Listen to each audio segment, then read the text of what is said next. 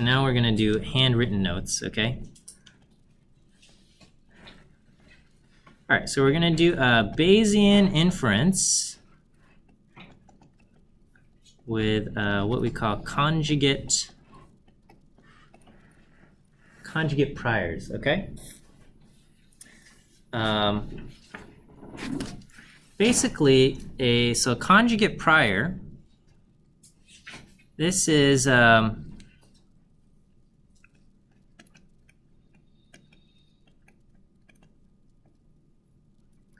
the prior distribution is selected in such a way that you can multiply the prior distribution and the likelihood, right? So if you think of Bayes' rule, so Bayes' rule, what we have is the posterior is equal to the likelihood times the prior divided by the marginal, and the marginal is a constant, right? Okay, so the conjugate prior just means we select the prior distribution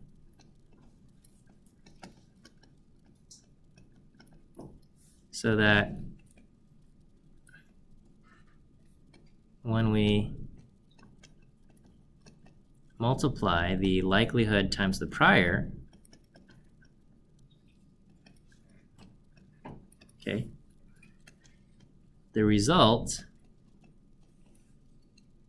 basically just like the math works out nicely, right? That's what we say, right? Okay, so that the result has kind of like nice math that combines easily.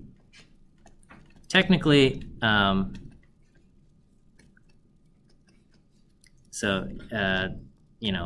technically it means the posterior distribution is of the same form as the prior distribution.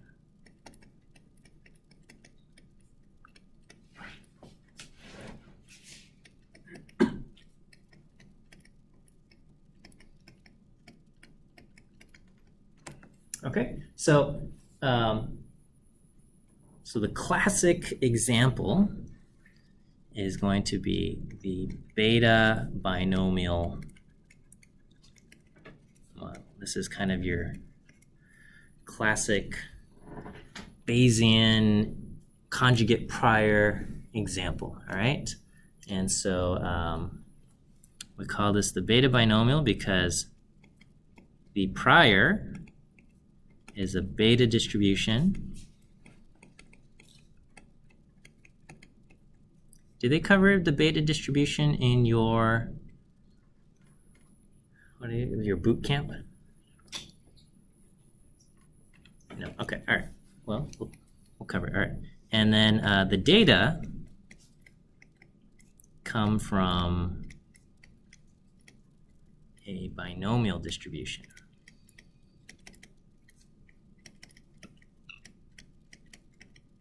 All right. And we'll see that these they'll combine nicely for us. Okay. So the beta binomial, these are probability distributions that, when we do this, the likelihood times the prior, it works out like magic, not magic, but okay. All right, let's talk about the beta distribution.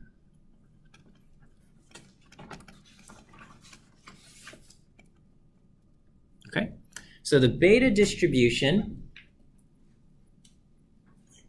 it's a probability distribution, okay?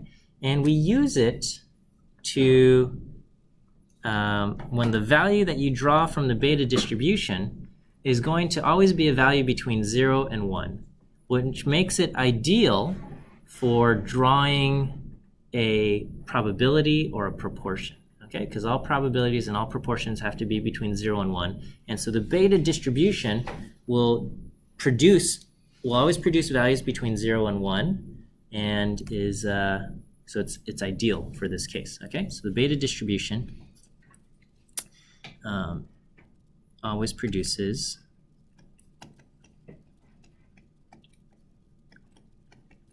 value between 0 and 1. Okay, we might say that the support is 0, 1. Okay, support is kind of a way to say that the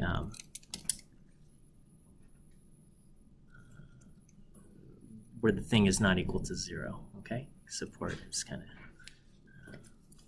where the distribution is greater than 0. Okay, so always produces a value between 0 and 1, and so is ideal for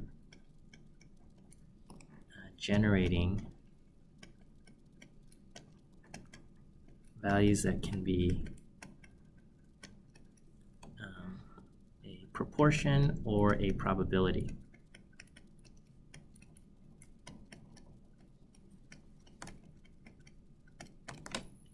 Okay, and so sometimes you might hear the beta distribution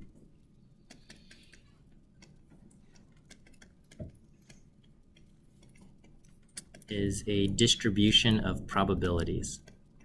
But I don't know, that just...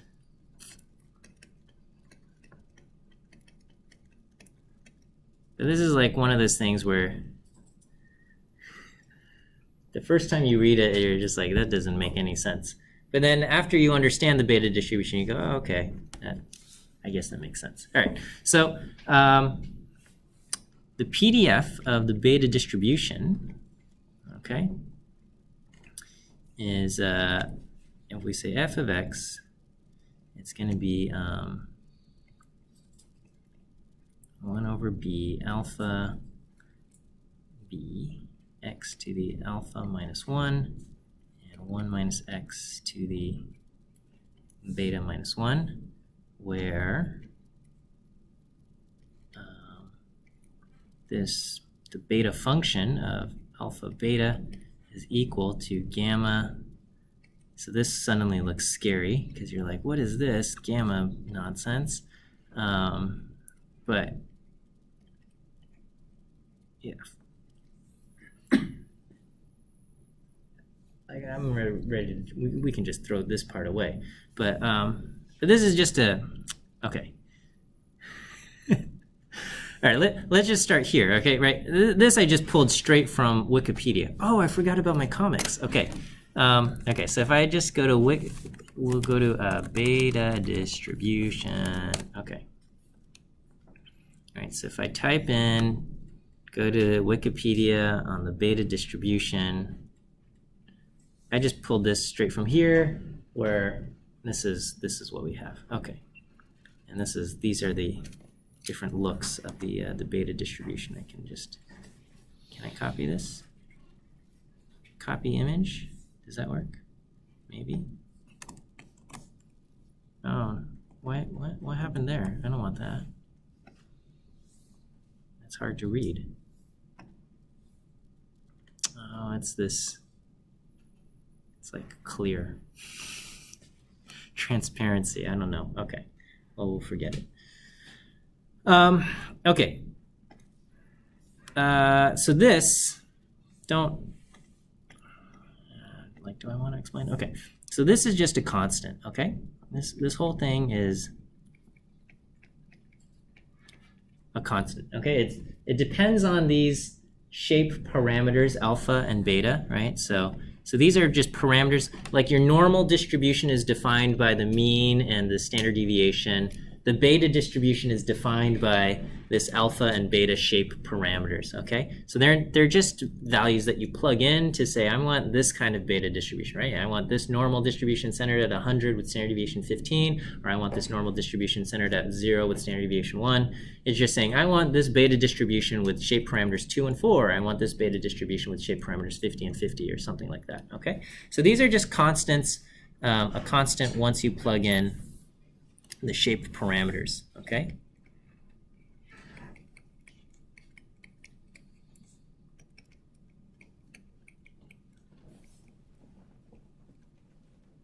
Okay, and then the gamma function looks scary.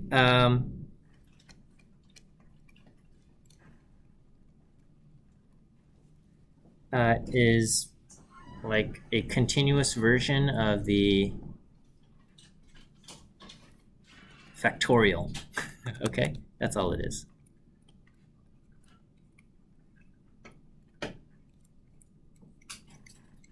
Okay, so if you have so like gamma of n minus 1 is the same thing as n factorial if n is an integer. Okay, so it like the factorial function is like everything times the numbers smaller, right? So if you plug like 3 factorial is 3 times 2 times 1, you get 6, and 4 factorial is 4 times 3 times 2 times 1, and you get 24, and 5 factorial is 5 times 4 factorial, and you get 120. And the gamma is just like, okay, if I plot these on a graph, and then I connected it with a smooth line, like, can I plug in like 4.5, right? And so, you know, 4.5 factorial as far as like the traditional factorial idea, like doesn't really make sense, but the gamma function lets you do that. And it's basically like, can I connect this with this smooth function? And so like the math behind it is hard, okay? Like how do you exactly figure out 4.5 factorial? But conceptually, you can just think of it as the factorial function for non-integer values. It gets really wacky when you go into the negatives, because like -3 factorial has like 3 negative numbers, so it becomes negative, but then -4 factorial has like 4 negative numbers, which becomes positive. And so on the negative side, it's like really crazy looking, okay? And then they like expand it to include the complex plane, and it's like super weird, okay? But if you just say like, okay, this is factorial, like, then your brain won't explode, okay? So anyway, this is what the PDF looks like, and again, you plug in like 0. It only produces values between 0 and 1, okay? And so if you have, so this is going to be, what do I call this? I'm going to call this beta 1, 1 ends up being this, all right? So this is the uniform. Beta 1, 1 is uniform, okay? And then let's do like, you can have values that look like this. So this is going to be, this is just an approximation. So like the beta 2, 2 would look something like this. What's another color I can use? Okay. And then you can have like something like this.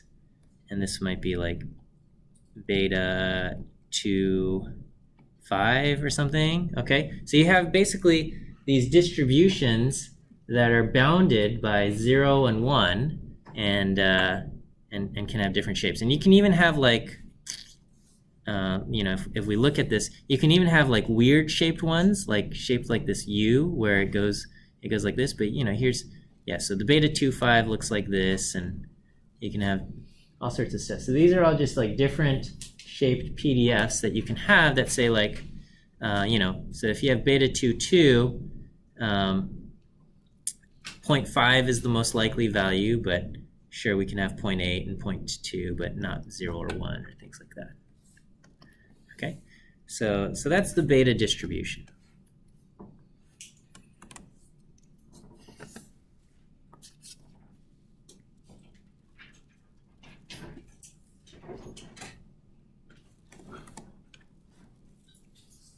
All right, let me, we're going to use an example, and we're going to do a baseball example. All right, anybody here watch baseball? Okay. All right, okay, so. Yeah, all right. You know, and you already know everything about the beta, not everything, but the beta distribution very well. So, okay, All right, in baseball, there's a bunch of statistics we can track, right? But like a classic statistic that we might track is batting average, okay?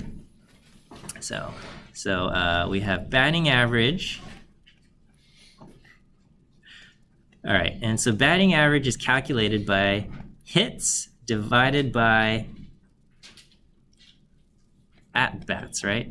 Hits divided by at-bats, which is different from a plate appearance, but let's not. Okay, so a hit basically means they hit the ball and they got on base, okay? So if they got on base because the pitcher threw poorly, like base on balls, like that doesn't count as a hit. It doesn't technically count as an at-bat. But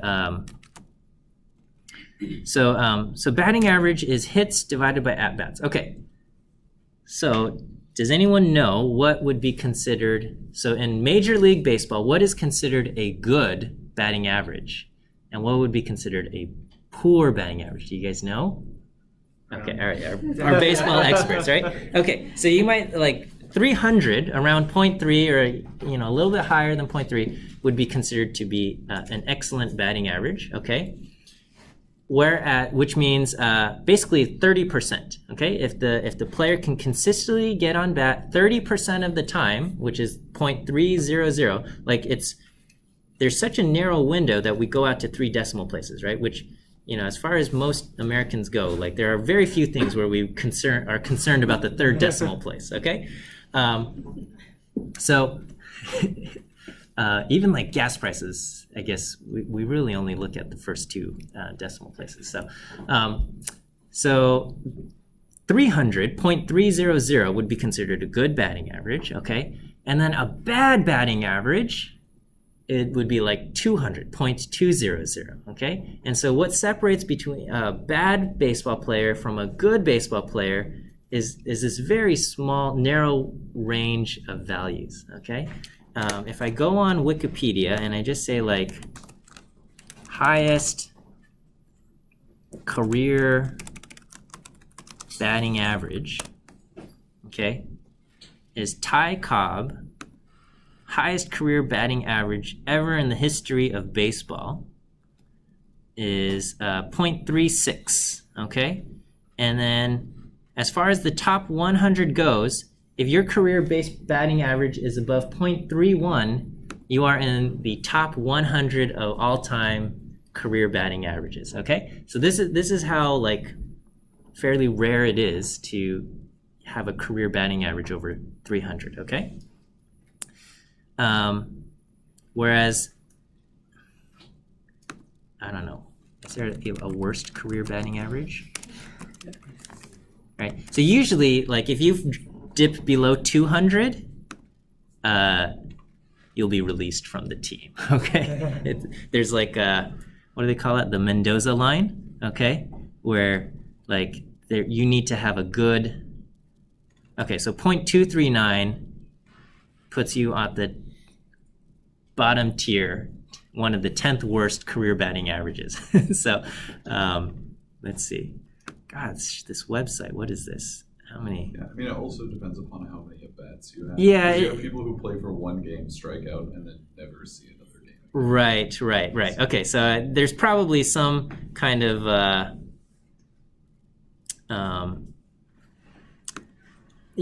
qualifier to say like we're only looking at careers with this many at-bats, exactly, right? So if you play 1 game and you strike out, your batting average is 0, but you probably won't be included in here, right? So yeah, there's like the if you're below 200 is like really bad, you'll probably be cut from the team, okay? So great is 0.300 and poor is 0.200, okay? And highest all time is like 0.36, okay, something around there. All right, so there's this very, very narrow window, and so this is what we have, right? Okay, and let's say there's like a new player, okay? So we have a new player.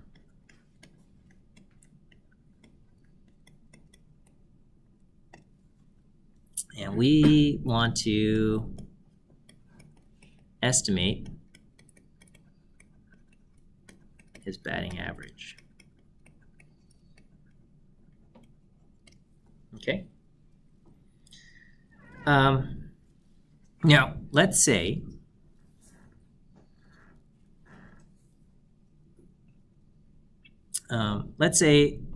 in like the first few games,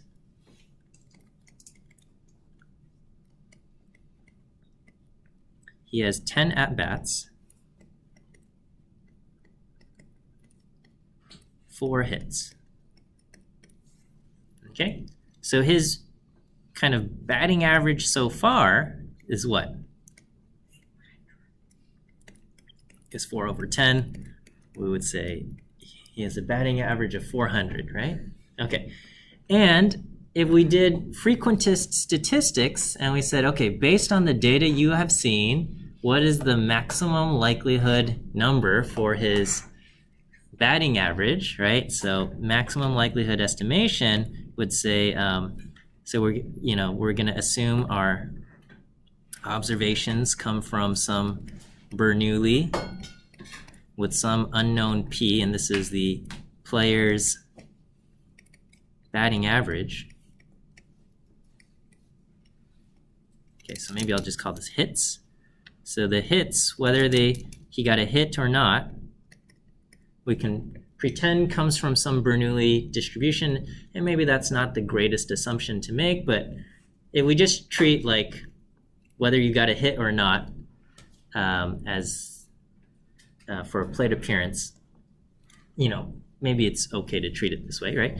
And so we can say, if this is some player's batting average is the unknown parameter P, maximum likelihood estimation would say what? P hat is 0.4, right? I can just say this, right? So, and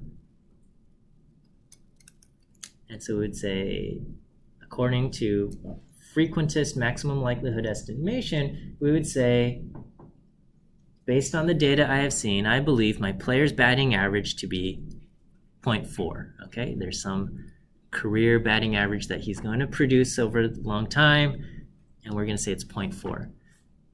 Does that make sense? Okay, from a maximum likelihood perspective, that's the answer we would come to, right? But that would mean this new player, whoever he is going to have a career batting average higher than the greatest of all time by a considerable margin, right? And so part of it says, it seems rather premature to conclude that our player is the greatest of all time based on 10 at-bats, right? So we might say, so basically MLE says our best estimate for career batting average, the batting average is 0.4, okay? All right. Our brain says that this does not make a whole lot of sense because this would make him like the greatest of all time, okay?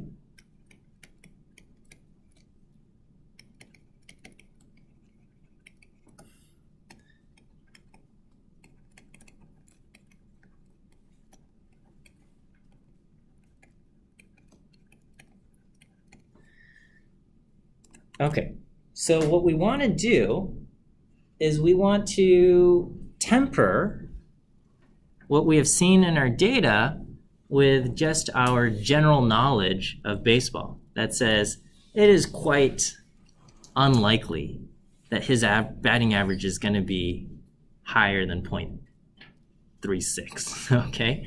And maybe this is going to be the future greatest player of all time, but I think we would want to see more data than this, okay? Maybe now is a good time to bring in my comic from XKCD, right? Okay, so the comic goes, did the sun just explode? All right, it's night, so we're not sure. I love this. All right, okay. All right, it says this neutrino detector measures whether the sun has gone nova. Then it rolls 2 dice. If they both come at 6, it lies to us. Otherwise, it tells the truth. This is like the worst detector ever. All right, let's try detector. Has the sun gone nova? It rolls, and it says yes. Okay, frequentist statistics. The probability of this result happening by chance is 1 over 36, 0.027. Since p is less than 0.05, I conclude that the sun has exploded, right? And the Bayesian says, bet you $50 it hasn't, okay? And that, and basically, from the data directly, yes, indeed, the p is less than 0.05, but our prior knowledge about how the sun works basically puts a very, very, very low probability on the sun having gone nova in terms of like only certain stars of a certain size will go nova. So basically the probability, so we want to include basically our understanding and knowledge of the world to kind of cover this, right? Okay, so this doesn't make sense. So we want to include this information about our knowledge of baseball into kind of our inference about what the player's batting average is, okay?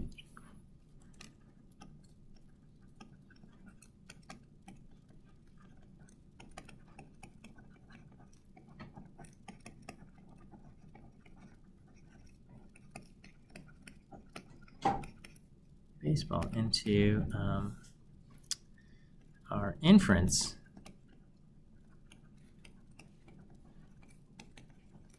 about the player's batting average. Do you have a question? Or no? Oh, okay. No problem. Just want to make sure I'm not missing. Okay, so I guess with a little bit of guess and check,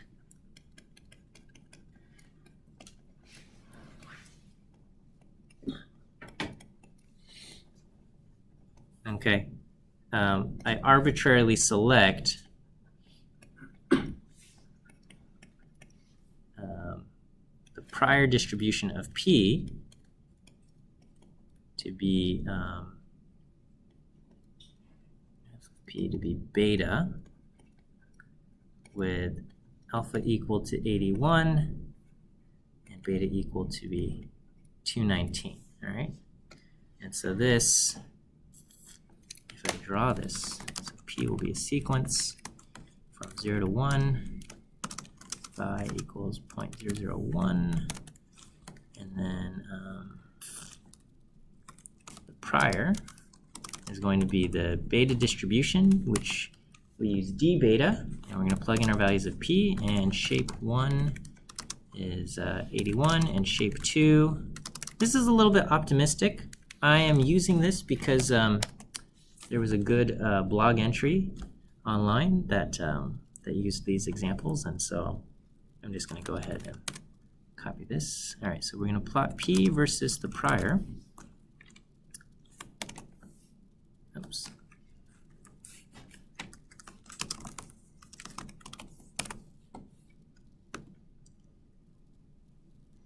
And let me see, how do I do axis ticks? Oops.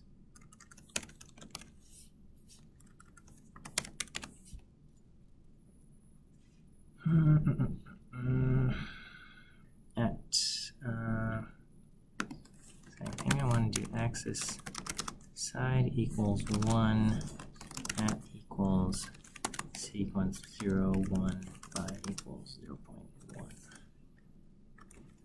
Let's see if this works. Okay, there we go.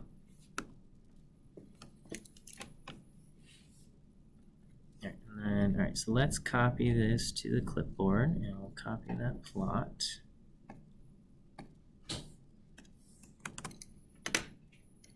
No?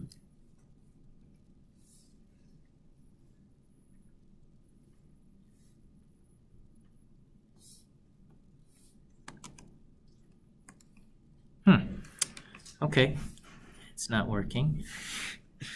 Let me use my snipping tool.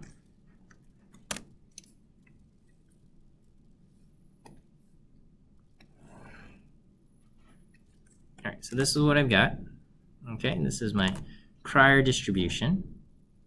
All right, and we can see basically this puts basically from 0.3, 0.2 to we have a narrow range for what values p could be. Okay, basically it's somewhere between 0.2 and 0.35, and I think right now this puts the most probable at 0.27. Maybe that's a little optimistic, but that's what we have here. Okay, so this basically says as far as p goes, values of p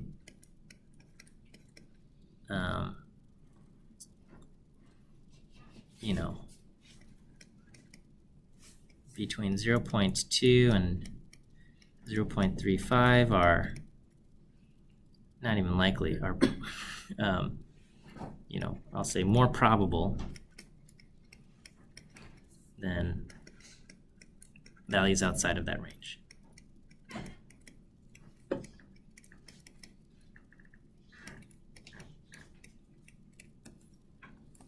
Okay, and so as far as the PDF goes, okay, so the so if we say P is the probability of a hit, okay, or that is our batting average, then our prior distribution, being f of p, will be basically, we've got 1 over b 81, 219, and we have p to the 81 minus 1, 1 minus p to the 219 minus 1. Okay, this is just a constant, so I can like get rid of it, and we'll just say f of p is, this is the proportional to p raised to the 81 minus 1, and 1 minus p raised to the 219 minus 1. So this is proportional to, and just means it's the only difference between this and the actual f of p is some, we're multiplying it by some kind of constant there. Okay, so this is my prior distribution, okay? And then let's look at our data. So our data was, we got 10 at-bats, and we have 4 hits. Okay, so the likelihood is going to be a binomial distribution. Okay, binomial likelihood, I should say, which says we're going to have n choose x, p to the x, 1 minus p to the n minus x. All right, so we're going to have 10 choose 4, p to the 4, 1 minus p to the 6. Okay.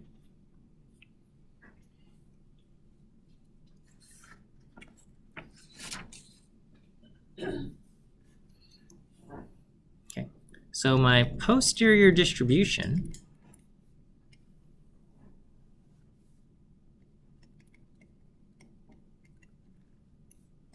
is going to be the probability of basically p given my data.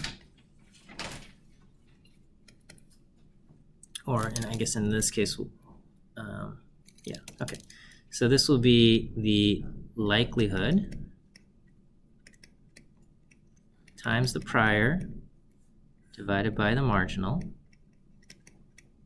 Okay, so this, the likelihood is this stuff, 10 choose 4, p to the 4 times 1 minus p to the 6 times the prior, which was basically our beta distribution, and then we've got the marginal. Okay, so and just kind of probability over p given our data. Okay, so here I'm going to say we have 10 choose 4, p to the 4, 1 minus p to the 6, and then our beta distribution is 1 over beta 81, 219, p to the 81 minus 1, 1 minus p to the 219 minus 1, and then we've got some marginal probability, okay? All right, I'm going to just circle everything that's a constant, okay? So this is a constant, this is a constant, and these are all constants, okay?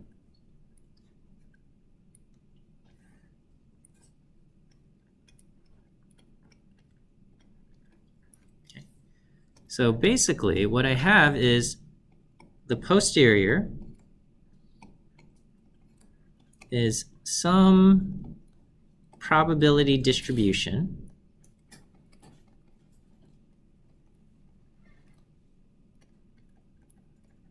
okay, it's some probability distribution, all right, which means it has to integrate to 1.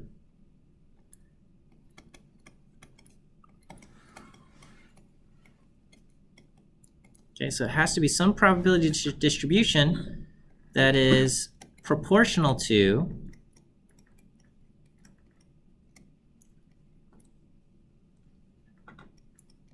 okay, p to the 4, 1 minus p to the 6, p to the 81 minus 1, 1 minus p to the 219 minus 1. Is that all right? So we've got basically the resulting distribution that I have here. These are all constants, and I can just kind of like combine them into some mystery constant that I'm not even going to bother with, okay? And I'm going to just say that whatever this whole thing is, it's got to be proportional to this stuff that's not a constant.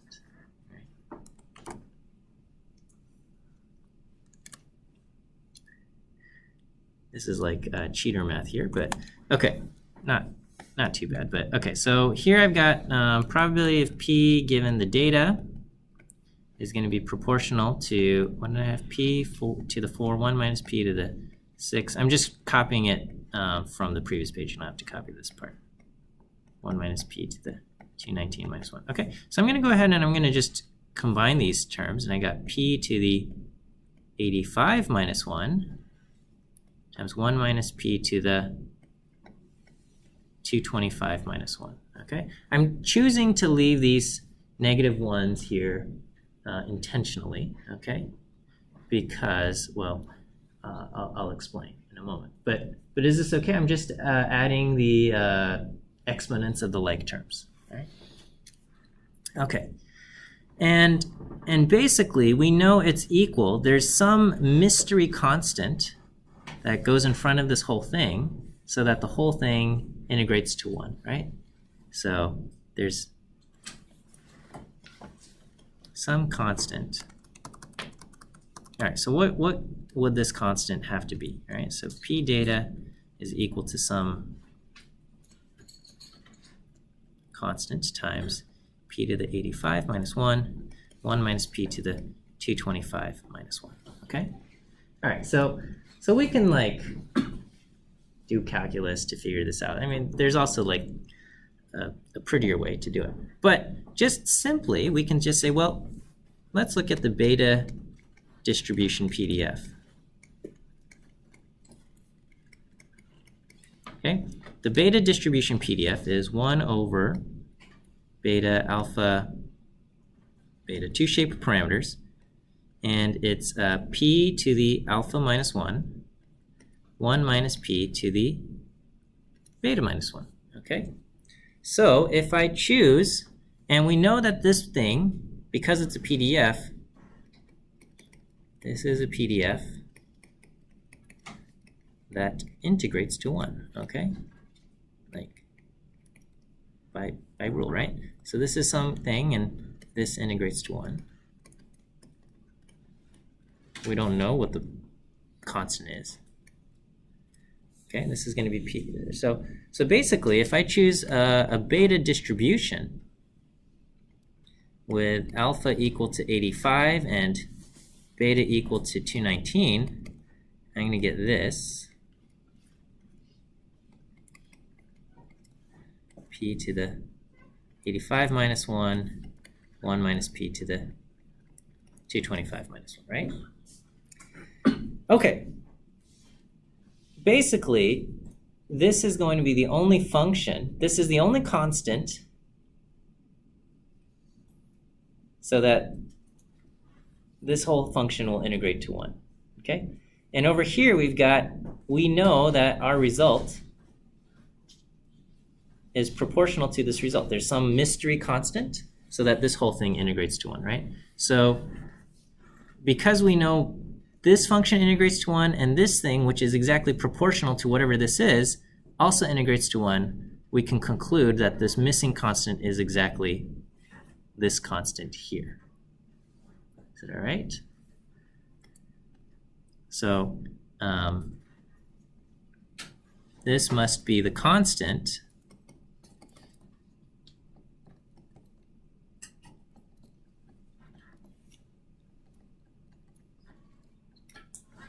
This must be the missing constant, okay? Because we know this thing integrates to 1.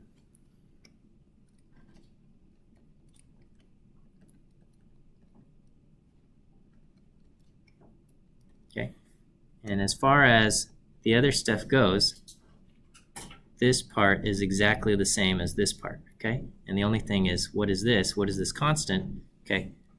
This integrates to 1. This thing we know integrates to 1, so this missing constant has to be this value.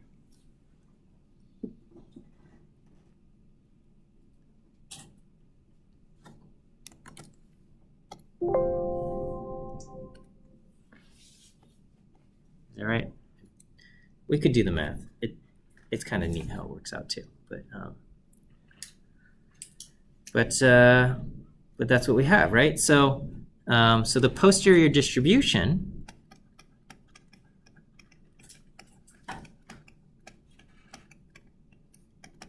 is going to be a beta distribution with alpha equal to 85 and beta equal to 225.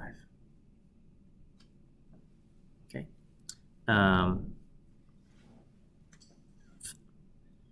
You can say if the prior is beta with alpha 0 equal to, we'll just say with alpha 0 and beta 0, right? So if we had 81 and 219, okay, and we have n observations with x or y, I don't know, whatever letter we want to use, okay, x successes, okay, our posterior will be beta with alpha equal to alpha 0 plus x and beta equal to beta 0 plus n minus x. Okay.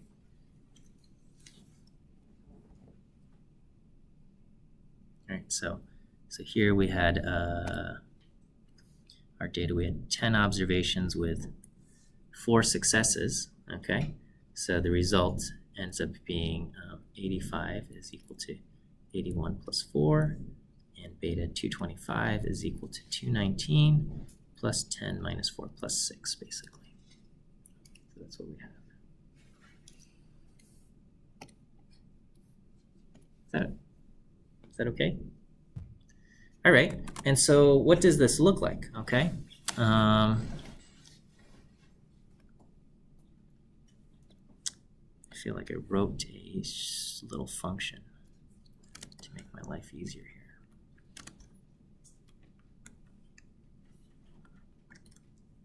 R mostly fixed, is that the thing I want?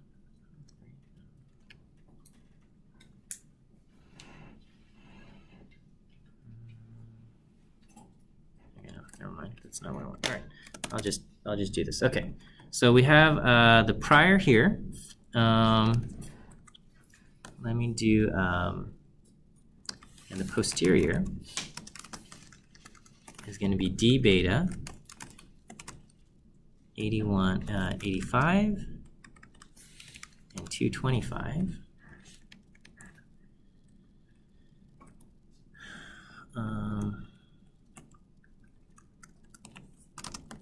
Let's do ylen is equal to max min. No, we'll just do 0 and max of posterior.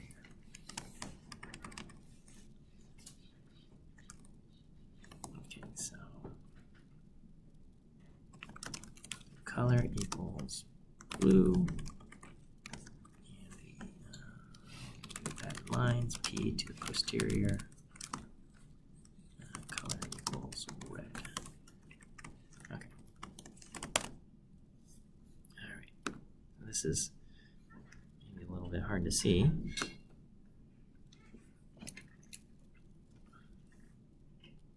So what does this show us? Okay. So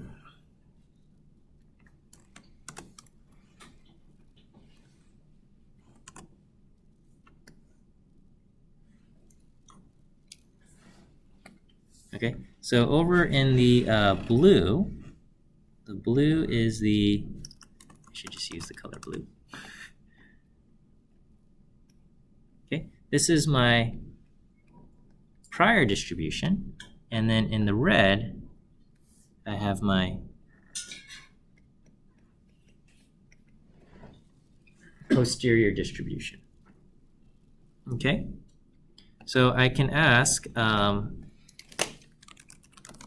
which max prior, oh, sorry, let me do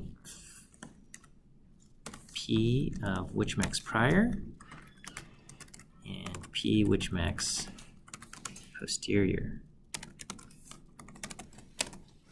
Okay, so the maximum value prior to looking at the data was at 0.268. Okay, this was the value that corresponded. Okay, so max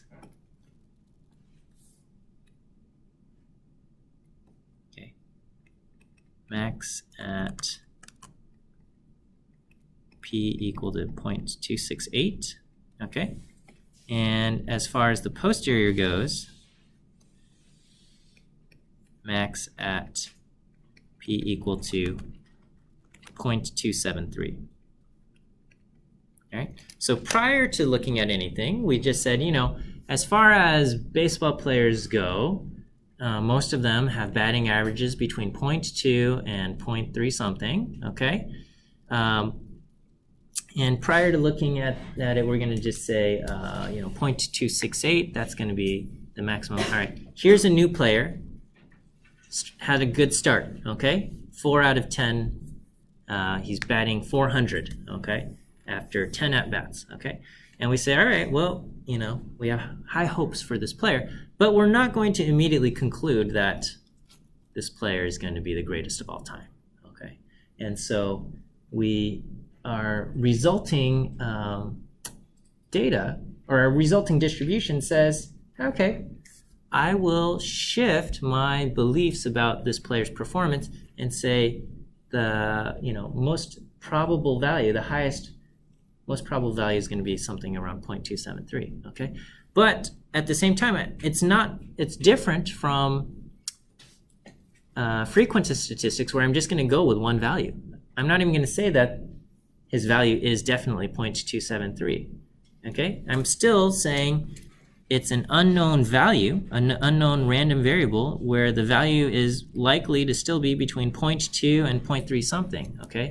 Where, you know, maybe the whole thing has just shifted a tiny bit, okay? So our posterior beliefs have really just shifted the distribution to be a little bit, okay? So our posterior beliefs are still a probability distribution.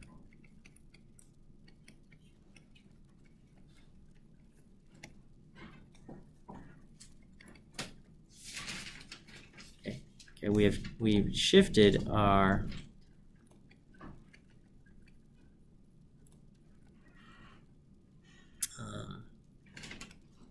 distribution up slightly.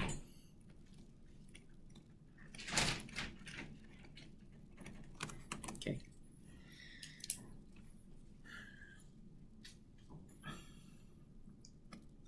Okay. We can create like a 95% credibility interval by going with our, so our posterior distribution is the beta distribution, 85 to 25. Okay, so you can use Q beta and pick out like the lowest 2.5% with shape 1 equal to 85 and shape 2 equal to 225. You can do Q beta 0.025 and Q beta 0.975. And this is indeed a 95% probability or credibility interval.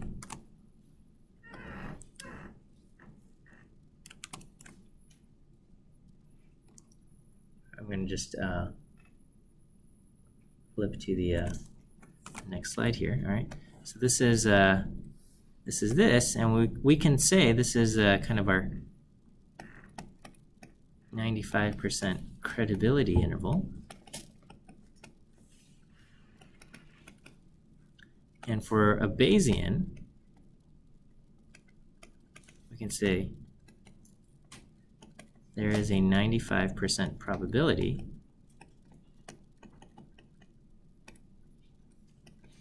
that P is between 0.226 and 0.325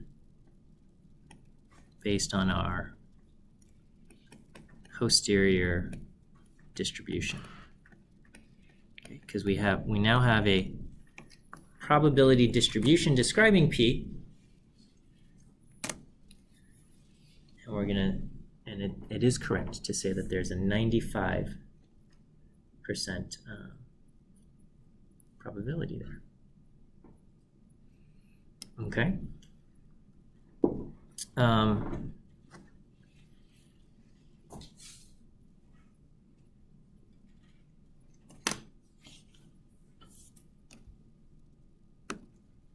Technically, I could add just to kind of normalize things.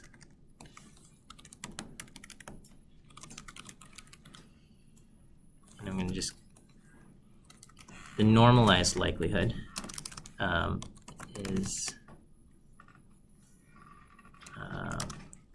shape is x and shape 2 is going to be n minus x. Here, I'm going to just generalize this, okay? All right, so we're going to make a function. We'll call this plots. We'll call this posterior plots. And it will be a function of n and x, assuming we've got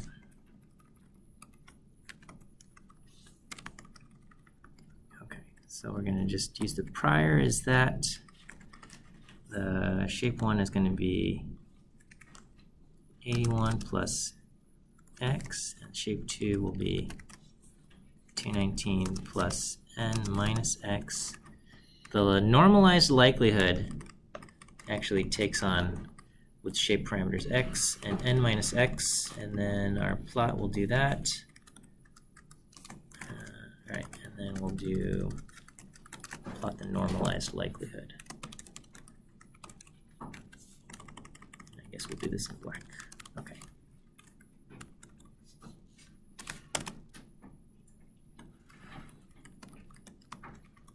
All right, so let's do posterior plots where we have n is 10 and x is 4.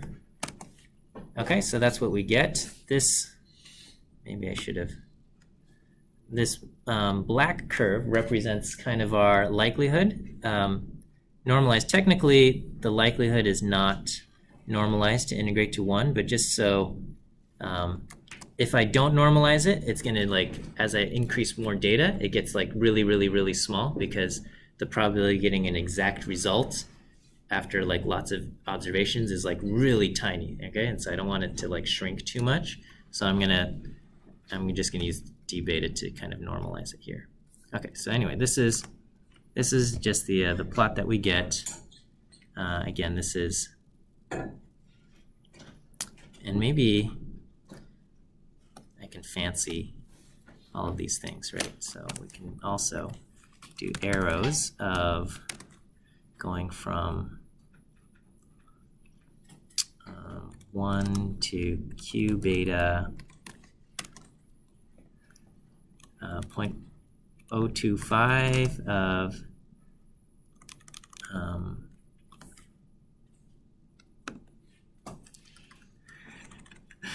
I'm just making my life more complicated. Okay, we're going to call A is 81 and B is 219, and I'm going to just replace all of these with A and B, so I can, if I wanted to, I can generalize all of this, right?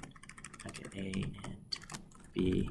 All right, so we're going to go A plus X and B plus N minus X. So I'm going to just add kind of a 95% credibility interval here. Let's do color equals, I don't know, orange. All right, let's see if this works. Oh, that's not correct. What happened here? Arrows. Did my arrows not work? X1, oh.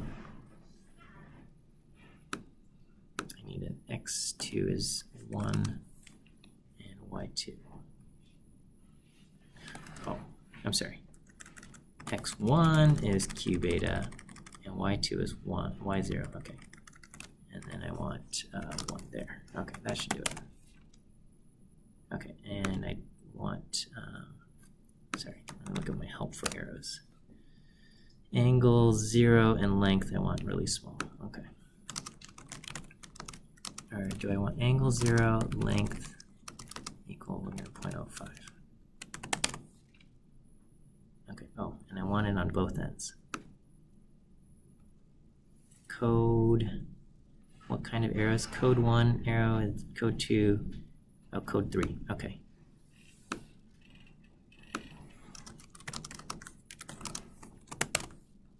Oh, okay, there we go, all right.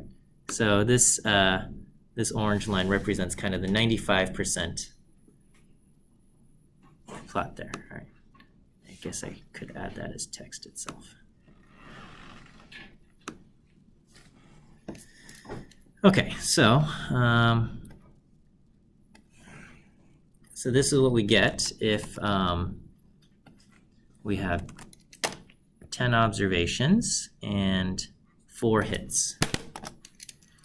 All right, and as we get more and more data, okay, so n is equal to 10 and x is equal to 4, right? So now we just shift up our results. So this is the likelihood. This one's the prior, and this one's the posterior. All right, let's just try other things.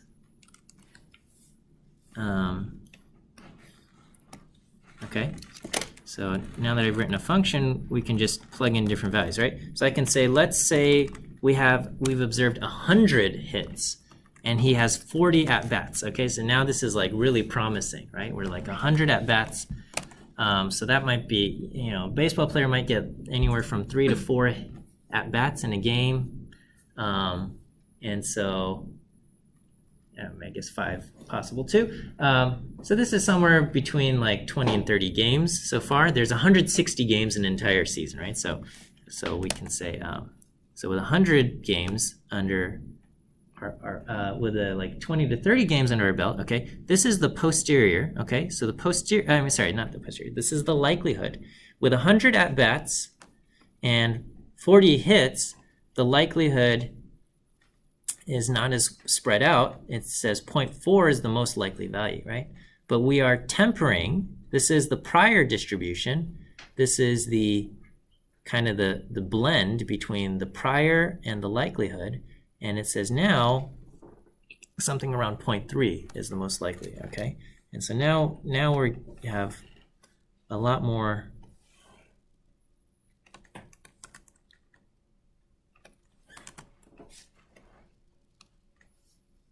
okay, so this is the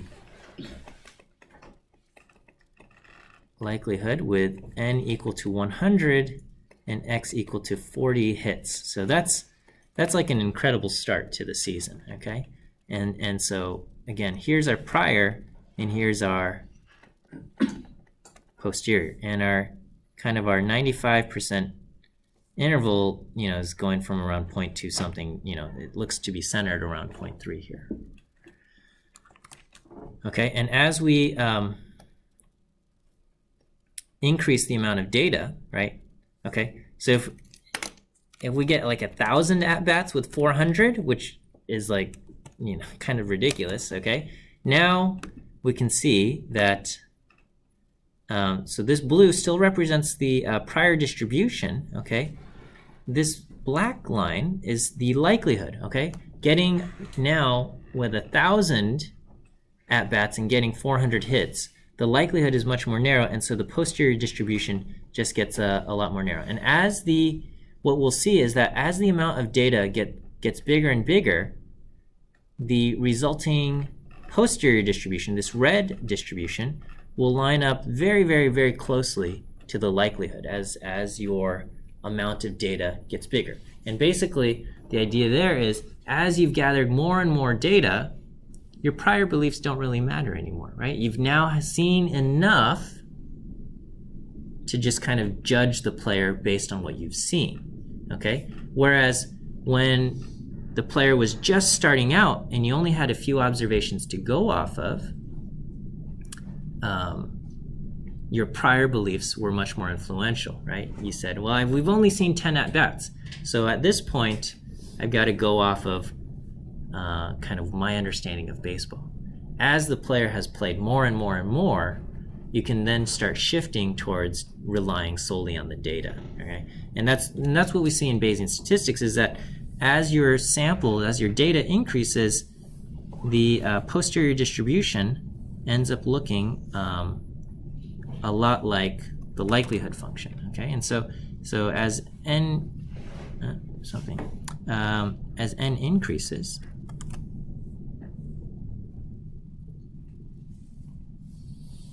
okay, so this is still the prior, and this is still the posterior, and here's the likelihood, okay?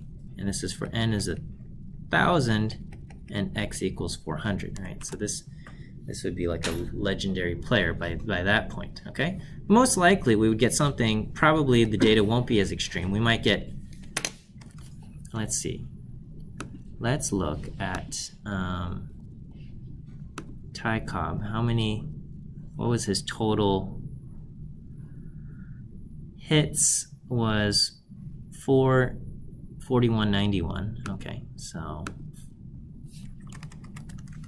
4191, and then so to infer the number of at-bats, I'm going to do 4191 divided by what is it, 367? Okay, so he's going to have 11,420 hits, okay, 20 at-bats. Okay, so at this point, all right, the prior distribution is dwarfed by the likelihood of the thing, okay? And so I guess if he were to continue, right? And so, and again, this is, we're assuming his batting average is Bernoulli, and this is kind of where the Bernoulli assumption may no longer hold, is that if he had continued playing, would he still be playing at kind of like, can we assume that the probability of a hit has remained constant throughout the career? And that's probably not a good assumption. But if we did, then we would start to kind of shift the, this is still the red is still a blend between the blue and the likelihood, okay? And so the posterior distribution is, ever so slightly different from the likelihood, but we can see that there's very, very close alignment. So as you've gathered more data over the career, your beliefs about the player's performance is going to be based much more heavily on the data itself than your prior beliefs. But as far as I don't know who had their rookie seasons this past year, but in the beginning, there's your beliefs about the player's ability will be largely informed by kind of your just prior knowledge. So, how do you pick the prior parameters? Because it ended up being quite nice at 300. Yeah, 81 and 219. Yeah. Right. Okay. Yes. So that is, you can set up a. Oh, okay. Now there's still even more I need to talk about here. So as far as the prior parameters, right? So my prior beliefs, my prior was beta 81, 219, right? So we can say, well, how did I get the 81? Okay, we could, all right, build what we call a hierarchical model, right? And that means this 81 is not some number that I just picked out of the sky, but we can say this 81 itself is a random variable. Okay, and I might say, like, maybe it's 81, but if I randomly drew another number, maybe it was 78, or maybe it was 85 or something, right? And I could say, let's use some kind of distribution to generate this number, right? So each of these numbers could come from their own respective distributions. Okay, does that kind of make sense? So rather than, so I said I'm picking 81 and I'm picking 219, but someone could say, that feels weird, right? Can I, rather than picking 81 and 219, can I choose another distribution, right? So maybe instead of doing 81, we can say this number, alpha, is going to come from a normal distribution centered at, say, 80 with a standard deviation of 4. And this will come from a beta distribution that's normal, centered at, 220 with a standard deviation of 5 or something, right? Okay. And then you go, well, how did you get 80 and 4? And how did you get 220 and 5, right? And then you can have, so these things, these are called, this would be your, this, we get, this is your hyper prior, okay? Okay. And this number, the 80 and the 4, these are known as hyper parameters, okay? I know, like, it's just like at a higher level. And then you can say, well, how did you get 80 and 4? And you can say, like, well, we could have a hyper prior and hyper parameters, and it's turtles all the way down. At some point, you can just say, well, let's use what we call an uninformative hyper prior distribution. I think we'll save this for next week. But yes, there is a lot of question, like how did you get 81 and 219? And you can treat them as random variables, and you can choose to draw them from what we call a hyper prior distribution. And how do you define your hyper prior distribution? You can have a certain thing. There's some guidelines and advice regarding how we go this, so you don't have like 50 tiers or hierarchies there. But it can be done, and the inference there can get really messy, and the calculus, for this beta binomial, it's like, oh, the numbers like combine so nicely and it's so easy. but it certainly can get really ugly really fast. And so, yeah, I guess we can look at that next week. As far as drawing inference, like this is your posterior distribution, and someone says, okay, what's the probability that the next, so let's say our posterior distribution, right? So let's say n was 100 and x is 40, and our prior was beta 81 and 219, and so my posterior is going to be beta, what is this, 121 and 279, okay? So this is our posterior distribution. Someone says, well, what is the probability the next hit is, or the next at bat results in a hit?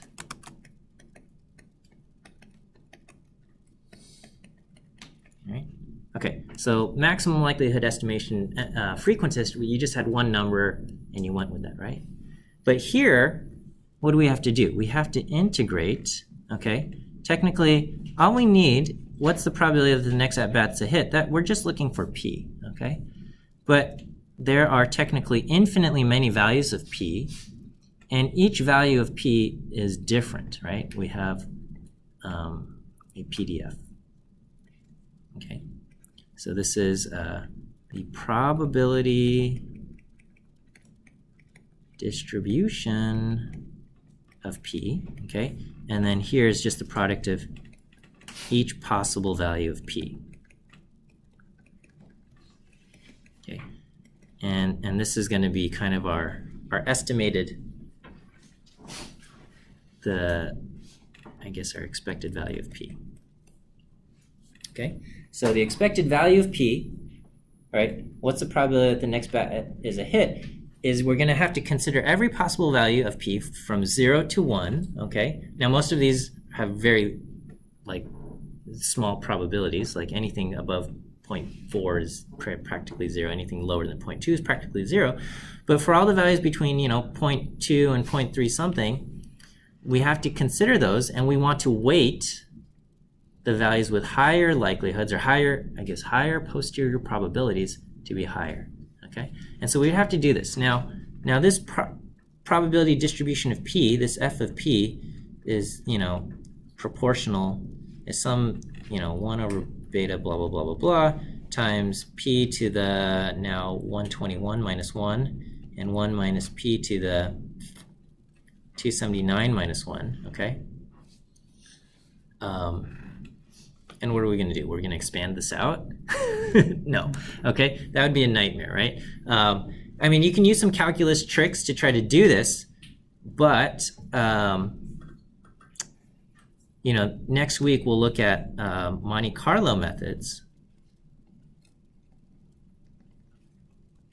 And that just says, you know what, let's just randomly generate, like our computer is able to generate values from the beta distribution. Okay, so let's just randomly generate like 100,000 of these values from the beta distribution, a beta distribution with these parameters. And then let's just take those values and average them. Let's get an estimate of what this thing is based on this. I mean, technically, you can just look up Wikipedia and say, what's the expected value of the beta distribution? And this will tell you exactly what it is. But, 0.3025 or something.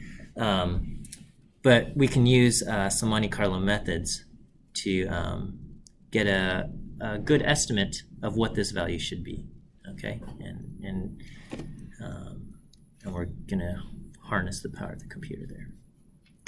Okay, but this is, again, just a very, very, very shallow introduction to these ideas of Bayesian statistics. As you continue in your studies and you read some textbooks and stuff, there's going to be probably a lot of these machine learning things use some Bayesian ideas, and so I think it's good to get some exposure to this. All right. Again, be sure you read that textbook that I've linked to in the notes, and I think that's a very good, accessible introduction to the idea of Bayesian stats there. All right, we'll end here, and we'll see you guys next